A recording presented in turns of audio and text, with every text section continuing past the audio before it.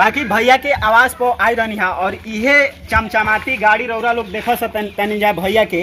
और भैया के दूगो घर बाटे, हपाची भी देख सकते हैं। हपाची वाला गाना बहुत ब्लास्ट कैले रहे, साथ साथ में पटना से चलता दवाई घर बाटे। और दूसरका जौन घर बाटे सीधे अपोजिट में बाटे जौन की ग्रीन कलर के एकदम बाटे और इहे भैया के आवास हटे। नमस्कार प्रणाम दोस्तों, अभी हम पहुंच गइल बानी रंजीत सिंह के आवास पर। और दी देख सकते हैं जे भैया के घर है और भैया के दूगो घर बाटे। एगो घर इन्हें साइड में बा जौन की ग्रीन कलर के बा और चमचमाती गाड़ी भैया के नीचे खड़ा दिया, साथ में हपाची भी खड़ा दिया। और पता चलता है भैया आवास पे ही बाड़े और साथ साथ में उनका करीबी दोस्त से अभी मुलाकात भइल बाटे जौन की बैठल बानी, कुछ भैया के बारे में भी बताइम और आई यहाँ से भी जाना था। सबसे पहले भी हमारा चैनल में स्वागत है।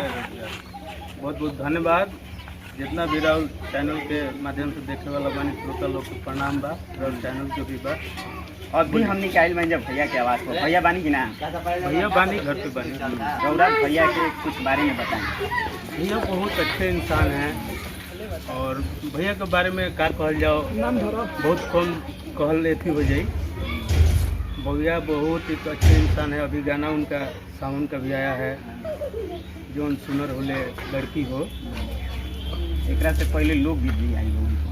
हाँ, लोकगीत भी आया है इसी गाना पर। गौरव भैया के साथ में रहते हैं, प्यार है भैया का, रखते हैं वो अपने साथ। कुछ कार्य करते हैं, बस वही साथ में रहना है भैया के।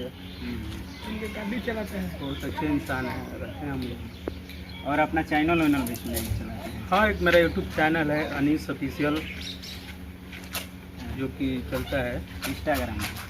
हाँ, इंस्टाग्राम भी है, एमडी अनीस से है, एमडी अनीस जी। और चैनल है अनीस ऑफिशियल 440। अनीस ऑफिशियल 440 से भैया के चैनल बाटे। और एमडी अनीस ले इंस्टाग्राम आईडी बाटे, जाके भैया के सर्च करी जा, फॉलो करी जा और चैनल के भी सब्सक्राइब करी जा। और क्या कहना चाहेंगे? बट यही चाहेंगे कि आप लोग सपोर्ट कीजिए, बट हम लोग आगे बढ़ें। लोग का प्यार चाहिए, आप लोग साथ रहेंगे तो क्या कहना है। बाकी भैया के आवाज पर आई रहनी है और इहे चमचमाती गाड़ी रौरा लोग देख सकते जा भैया के। और भैया के दूगो घर बाटे, हपाची भी देख सकते हैं। हपाची वाला गाना बहुत ब्लास्ट कैले रहे, साथ साथ में पटना से चलता दवैया। और एगो घर बाटे और दूसरका जौन घर बाटे सीधे अपोजिट में बाटे जौन की ग्रीन कलर के एकदम बाटे और इहे भैया के आवास हटे।